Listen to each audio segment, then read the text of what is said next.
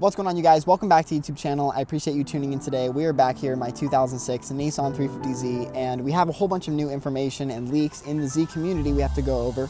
I don't know if you guys have heard about it. I'm definitely not the first person to cover this information, but I just wanted to, give my thoughts and opinions on what I think and hear what you guys have to say as well. Anyways, so let's get into it. I was actually searching around online specifically on 400zclub.com. It's basically like the hub for all new Z information. So I was scrolling through there and I found actually a user by the name Houston Z35 actually posted a pretty big article or a pretty big blog post. Man, that sun's gonna be bright. Hopefully that fixes it for a little bit. A pretty big blog post about the brand new 400Z and a whole bunch of new information or specs that could be in the new car, basically. I would love to actually go over this information with you guys just to hear what you have to say. Got it all written down here in my trusty math book that I don't use anymore because of COVID.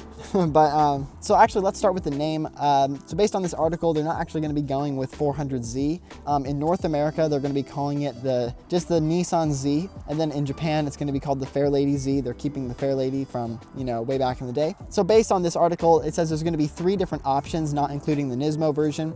They do talk a little bit about the Nismo version here in a little bit, so we'll talk about that in a second. So this article basically said that the base package is starting at $34,995. And if this is true, if the base 400Z or the base Nissan Z is starting at $35,000, I mean, with a manual transmission and the 400 horsepower it's supposed to be coming with, it's going to set it so far apart from the Supra, it's not even going to be funny. So I'm super excited to see, if this number is accurate, because the new Supra is starting at like $42,000. So I did see an article of someone talking about how, based on Nissan's financial situation, it would be smart for them to come in at this low of a price just to kind of undercut the Supra, and they'll be able to make a whole bunch of money back that they've obviously lost in the last few years. So I wouldn't be surprised if we see something in the mid 30s as like a base model that will have basically 0 options on it. And then there's gonna be a Type S, and this Type S is gonna have just basically a little bit more upgrades. So Brembo brakes and some performance upgrades. That's basically all this article said for the Type S trim. So the second tier is actually gonna be the Type T, and this is more of like luxurious options like ventilated seats and heated seats. And then there's gonna be a Type ST, which is gonna basically combine the two, and you're gonna get the performance upgrades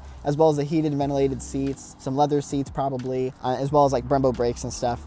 And then I'm assuming this is not going to be obviously the Nismo version. They're going to have a Nismo version. I also saw a comment, someone was saying that these trim levels, it sounds like a whole lot like when the Nissan 370Z came out and they had the base, touring, and grand touring basically. So, if this is just pretty much pulled from that, I would understand that, that's where this came from. We might see something along these lines. They might not even have 3 different trims, so we'll just have to kind of see what happens. So basically all these trims are supposed to be $5,000 increased pricing on top of each other. So $35,000 for the base, $40,000 for the Type S trim, $45,000 for the Type T trim, and I guess $50,000 for the Type ST trim, $50,000 for a fully loaded Nissan Z. I think that's a pretty fair cost considering it's probably going to be a rocket and you're going to get all of the luxuries you'd normally want, like heated seats, Apple CarPlay, heated steering wheel, stuff like that.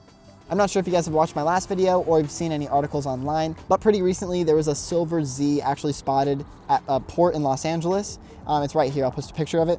In my video, I actually said that this was an automatic transmission, a 9-speed, specifically from Jatco. I've heard that this is not going to be the case, and it's actually going to be a 9-speed transmission from Mercedes-Benz. Then I also found that this Mercedes-Benz 9-speed might also be like co-developed with Jatco. So we might be getting a Jatco 9-speed, we might be getting the Mercedes-Benz 9-speed. I'm not quite sure. We'll just have to see when it comes out, but I'm pretty sure they're going to release that information pretty soon. So I actually saw a YouTube video from someone in Japan. They actually got a video of underneath the car, and it looked like the chassis was pretty much directly from the 370Z, and I kind of want to talk a little bit about this. I heard a lot of things are coming from the 370Z, and I don't believe that this is a lie at all, because if you really think about it, I mean, Toyota had to team up with BMW to create the Supra. It was basically the only way they could, financially do it. So I'm really not surprised at all if they're using a whole lot of parts and basically the same chassis from the 370Z. I've heard the wheelbase is basically the same as well. In this video, you could actually see that the suspension is pretty much the same as well. So who knows if they're actually going to be keeping the 370Z suspension or changing it up. I'm not sure. I did also see they're going to be keeping the 6-speed from the 370Z in the new 400Z, or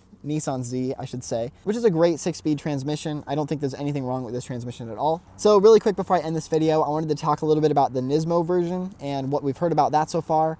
Houston Z35 in the 400Z Club website actually talked a little bit about this. He said he actually didn't have very much information other than the fact that it's gonna have Brembos, and they said it's gonna be a baby GTR. So, you know, this leaves a whole bunch on the table as far as speculation goes, but that could be anything from an all-wheel drive Z, which would be unbelievable. That would definitely make it a baby GTR in my opinion, but they definitely said that it's gonna be a little bit more than just a body kit. So super excited to see what they're talking about there. I would not be surprised to see an all-wheel drive version, and I think that would really throw a curveball and just, you know, change a little bit of, you know, change the game a little bit. I do believe the Q50 and Q60 Red Sports are all-wheel drive, or there is an all-wheel drive version. Correct me if I'm wrong down in the comments below, but I do think that would be pretty game-changing. So before I end this video, there was one person in the comments of this entire article that did say that a lot of this is 100% speculation, and they do actually work very closely with Nissan, and that they have an ND signed with them. So they couldn't say too much, but they did say a lot of it doesn't gel with what they know. But they did confirm that the new Z is going to be called the Nissan Z and not the 400Z. So anyone calling it the 400Z, including myself,